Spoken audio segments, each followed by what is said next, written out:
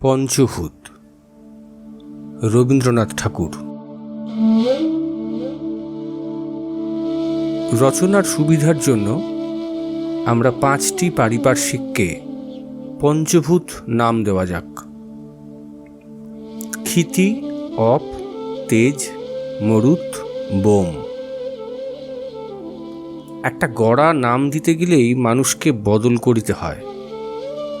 তলোয়ারের যেমন খাপ, মানুষের তেমন নামটি ভাষায় পাওয়া অসম্ভব। বিশেষত ঠিক 5 ভূতের সহিত 5টা মানুষ অবিকল মিলাইবে কি করিয়া? আমি ঠিক মিলাইতেও চাহি না। আমি তো আদালতে উপস্থিত হইতেছি না।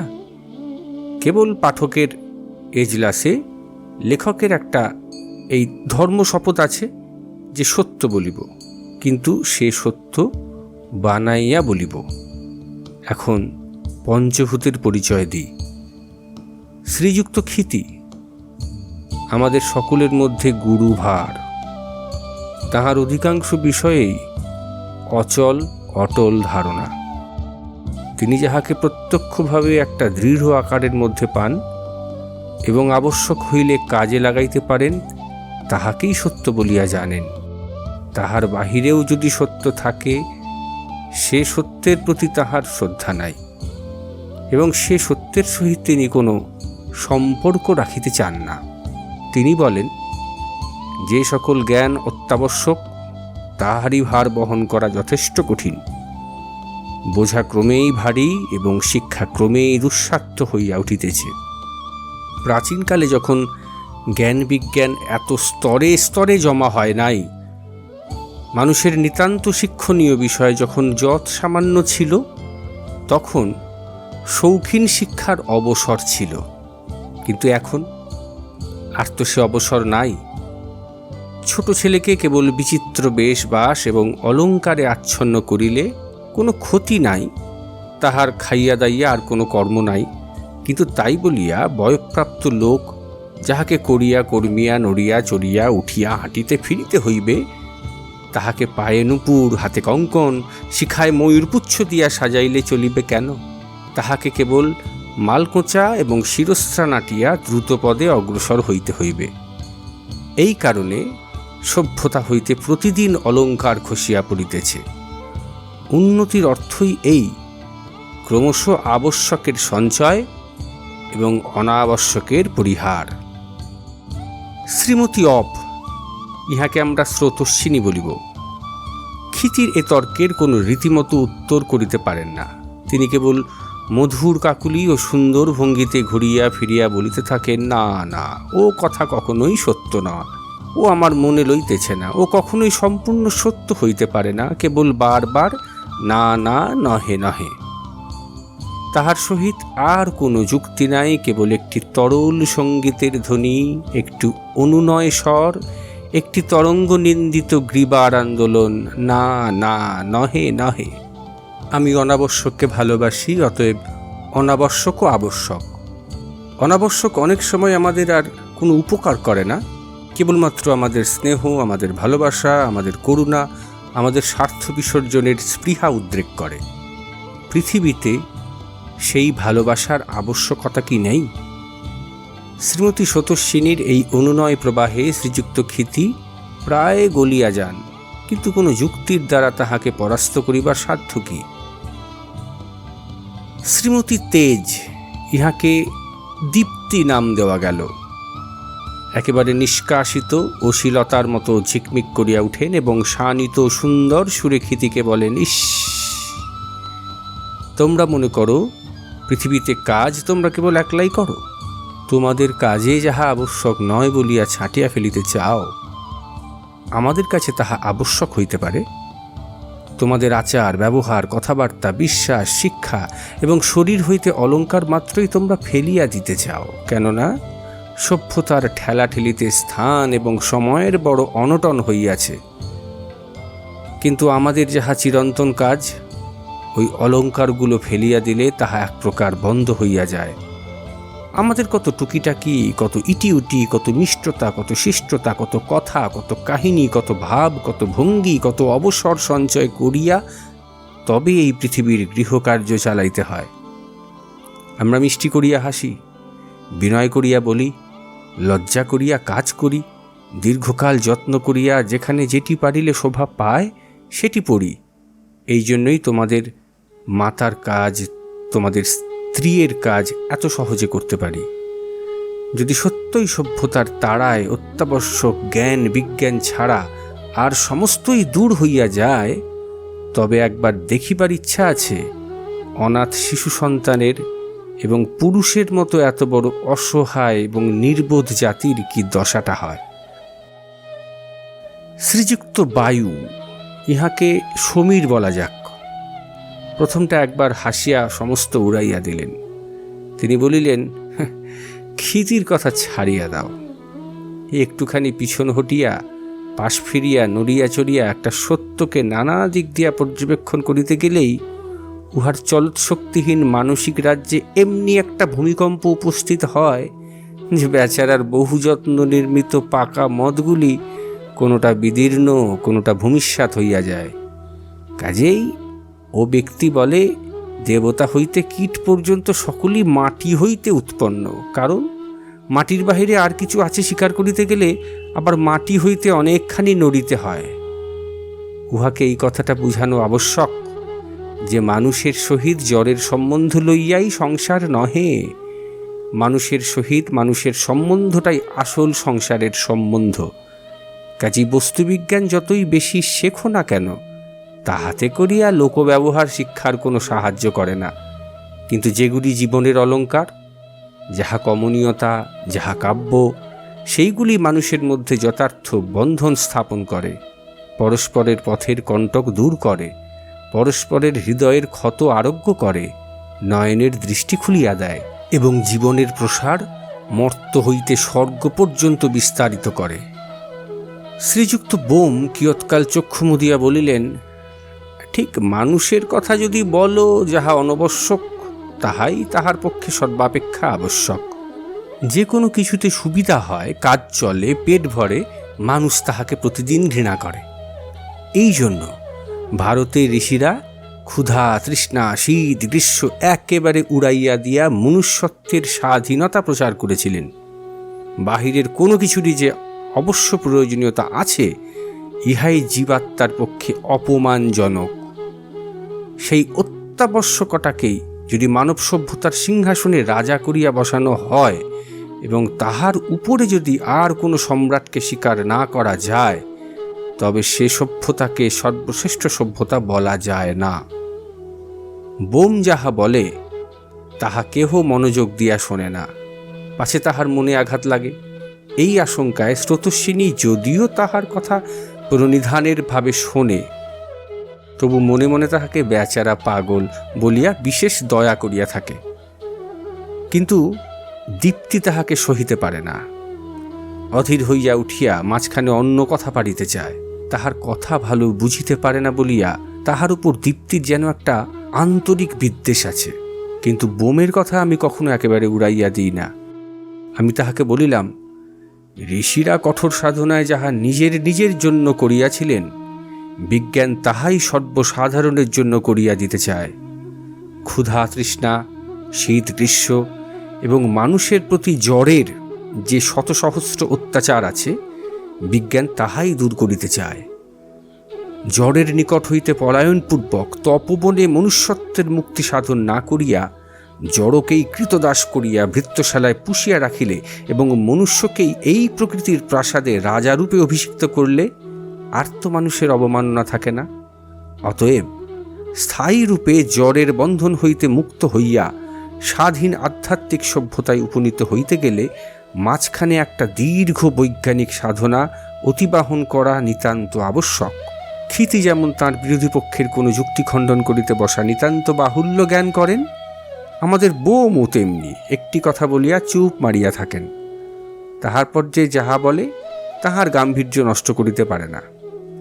আমার কথাও তাহাকে স্পর্শ করিতে পারিল না। ক্ষিতি যেখানে ছিল সেইখানেই অটল হইয়া রহিল এবং বোমও আপনার প্রচুর গোঁফ দাড়ি ও গাম্ভীর্যের মধ্যে সমাহিত হইয়া রহিলেন। এই তো আমি এবং আমার পঞ্চভূত সম্প্রদায়। ইহার মধ্যে শ্রীমতী দীপ্তি একদিন প্রাতঃকালে আমাকে কহিলেন, তুমি তোমার ডায়েরি রাখো না কেন? মেয়েদের মাথায় অনেকগুলি অন্ধ সংস্কার থাকে। শ্রীমতী দীপ্তির মাথায় তন্মধ্যে এই একটি সংস্কার ছিল যে আমি নিতান্ত যে সে লোক নহি। বলা বাহুল্য, এই সংস্কার দূর করিবার জন্য আমি অত্যাধিক প্রয়াস পাই নাই। সমীর উদার চঞ্চলভাবে আমার পৃষ্ঠে চপেটাঘাত করিয়া বলিলেন, হ্যাঁ লেখো না হে।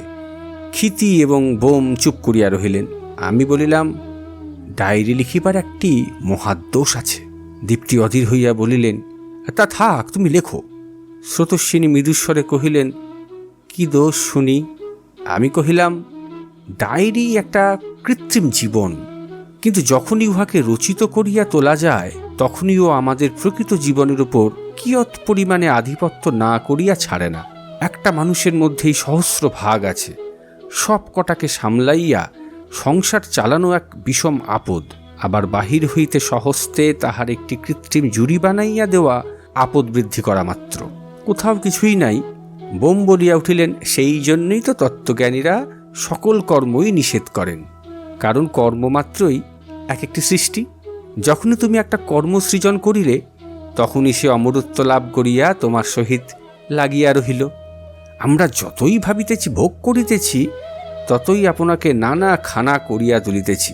অতএব বিশুদ্ধ আত্মাটিকে যদি চাও, তবে সমস্ত ভাবনা, সমস্ত সংস্কার, সমস্ত কাজ ছাড়িয়া দাও। আমি বোমের কথার উত্তর না দিয়া কহিলাম, আমি নিজেকে টুকরা টুকরা করিয়া ভাঙিতে চাহি না। ভিতরে একটা লোক প্রতিদিন সংসারের উপর নানা চিন্তা, নানা কাজ গাঁথিয়া গাঁথিয়া এক অনাবিষ্কৃত নিয়মে একটি জীবন গড়িয়া চলিয়াছে। সঙ্গে সঙ্গে ডায়েরি লিখিয়া গেলে তাহাকে ভাঙিয়া আরেকটি লোক গড়িয়া আরেকটি দ্বিতীয় জীবন খাড়া করা হয়। ক্ষিতি হাসিয়া কহিল, ডায়েরিকে কেন যে দ্বিতীয় জীবন বলিতেছ আমি তো এ পর্যন্ত বুঝিতে পারিলাম না। আমি কহিলাম, আমার কথা এই, জীবন একদিকে একটা পথ আঁকিয়া চলিতেছে, তুমি যদি ঠিক তার পাশে কলম হস্তে তাহার অনুরূপ আরেকটি রেখা কাটিয়া দাও, তবে ক্রমে এমন অবস্থা আসিবার সম্ভাবনা, যখন বোঝা শক্ত হইয়া দাঁড়ায়, তোমার কলম তোমার জীবনের সমপাতে লাইন কাটিয়া যায়, না তোমার জীবন তোমার কলমের লাইন ধরিয়া চলে। দুটি রেখার মধ্যে কে আসল কে নকল ক্রমে স্থির করা কঠিন হয়। জীবনের গতি স্বভাবতই রহস্যময়। তাহার মধ্যে অনেক আত্মখণ্ডন, অনেক শতবিরোধ, অনেক পূর্বাপরের অসামঞ্জস্য থাকে। কিন্তু লেখনী স্বভাবতই একটা সুনির্দিষ্ট পথ অবলম্বন করিতে চাহে। সে সমস্ত বিরোধের মীমাংসা করিয়া, সমস্ত অসামঞ্জস্য সমান করিয়া কেবল একটা মোটামুটি রেখা টানিতে পারে।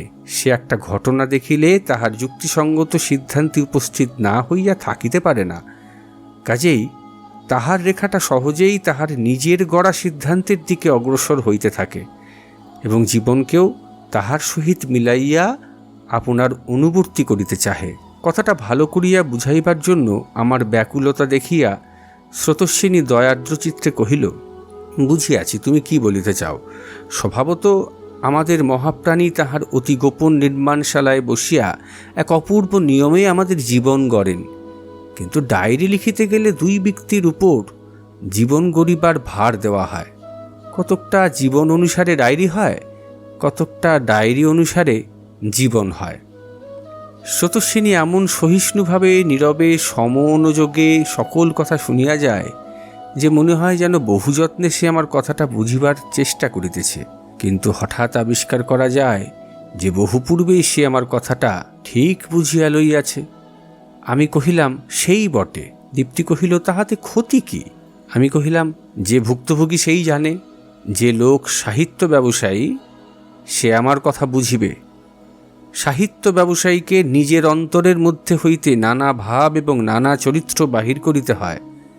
যেমন ভালো মালি ফরমাস অনুসারে নানা রূপ সংগঠন এবং বিশেষ রূপ চাষের দ্বারা এক জাতীয় ফুল হইতে নানা প্রকার ফুল বাহির করে, কোনোটার বা পাতা বড়, কোনোটার বা রং বিচিত্র, কোনোটার বা গন্ধ সুন্দর, কোনোটার বা ফল সুমিষ্ট, তেমনি সাহিত্য ব্যবসায়ী আপনার একটি মন হইতে নানাবিধ ফলন বাহির করে, মনের স্বতন্ত্র স্বতন্ত্র ভাবের উপর কল্পনার উত্তাপ প্রয়োগ করিয়া তাহাদের প্রত্যেককে স্বতন্ত্র সম্পূর্ণ আকার প্রকাশ করে। যে সকল ভাব, যে সকল স্মৃতি, মনোবৃত্তির যে সকল উচ্ছ্বাস সাধারণ লোকের মনে আপন আমন যথা নির্দিষ্ট কাজ করিয়া যথাকালে ঝরিয়া পড়ে অথবা রূপান্তরিত হইয়া যায়, সাহিত্য ব্যবসায়ী সেইগুলিকে ভিন্ন ভিন্ন করিয়া লইয়া তাহাদিগকে স্থায়ীভাবে রূপবান করিয়া তোলে। যখনই তাহাদিগকে ভালো রূপে মূর্তিমান করিয়া প্রকাশ করে, তখনই তাহারা অমর হইয়া ওঠে। এমনি করিয়া ক্রমশ সাহিত্য ব্যবসায়ীর মনে একদল প্রধান লোকের পল্লী বসিয়া যায়। তাহার জীবনের একটা ঐক্য থাকে না। সে দেখিতে দেখিতে একেবারে শতধা হইয়া পড়ে। তাহার চিরজীবনপ্রাপ্ত ক্ষুধিত মনোভাবের দলগুলি বিশ্বজগতের সর্বত্র আপন হস্ত প্রসারণ করিতে থাকে। সকল বিষয়েই তাহাদের কৌতূহল। বিশ্বরহস্য তাহাদিগকে 10 দিকে ভুলাইয়া লইয়া যায়। সৌন্দর্য তাহাদিগকে বাঁশি বাজাইয়া বেদনা পাশে বদ্ধ করে। দুঃখকেও তাহারা ক্রীড়ার সঙ্গী করে, মৃত্যুকেও তাহারা পরখ করিয়া দেখিতে চায়। নবকৌতূহলী শিশুদের মতো সকল জিনিসেই তাহারা স্পর্শ করে, ঘ্রাণ করে, আস্বাদন করে, কোনো শাসন মানিতে চাহে না। একটা দ্বীপে একেবারে অনেকগুলা পলিতা জ্বালাইয়া দিয়া সমস্ত জীবনটা হু হু শব্দে দগ্ধ করিয়া ফেলা হয়। একটা প্রকৃতির মধ্যে এতগুলো জীবন্ত বিকাশ বিষম বিরোধ বিশৃঙ্খলার কারণ হইয়া দাঁড়ায়। স্রোতস্বিনী ঈষৎ ম্লানভাবে জিজ্ঞাসা করিলেন, আপনাকে এইরূপ বিচিত্র স্বতন্ত্রভাবে ব্যক্ত করিয়া তাহার কি কোনো সুখ নাই? আমি কহিলাম, সৃজনের একটা বিপুল আনন্দ আছে, কিন্তু কোনো মানুষ তো সমস্ত সময় সৃজনে ব্যাপৃত থাকিতে পারে না। তাহার শক্তির সীমা আছে এবং সংসারে লিপ্ত থাকিয়া তাহাকে জীবনযাত্রা নির্বাহ করিতেও হয়। এই জীবনযাত্রায় তাহার বড় অসুবিধা। মনটির উপর অবিশ্রাম কল্পনা তা দিয়া সে এমনি করিয়া তুলিয়াছে, তাহার গায়ে কিছুই সয় না। 7 ফুটাওয়ালা বাঁশি বাদ্যযন্ত্রের হিসেবে ভালো, ফুৎকার মাত্রে বাজিয়া ওঠে, কিন্তু ছিদ্রহীন পাকা বাঁশের লাঠি সংসার পথের পক্ষে ভালো, তাহার উপর সম্পূর্ণ নির্ভর করা যায়। সমীর কহিল, দুর্ভাগ্যক্রমে বংশখণ্ডের মতো মানুষের কার্যবিভাগ নাই। মানুষ বাঁশিকে বাজিবার সময় বাঁশি হইতে হইবে, আবার পথ চলিবার সময় লাঠি না হইলে চলিবে না। কিন্তু ভাই, তোমাদের তো অবস্থা ভালো, তোমরা কেহ বাঁশি, কেহ বা লাঠি, আর আমি যে কেবলমাত্র ফুৎকার। আমার মধ্যে সঙ্গীতের সমস্ত আভ্যন্তরীণ উপকরণই আছে, কেবল যে একটা বাহ্য আকারের মধ্যে দিয়া তাহাকে বিশেষ রাগিনী রূপে ধ্বনিত করিয়া তোলা যায়, সেই যন্ত্রটা নাই।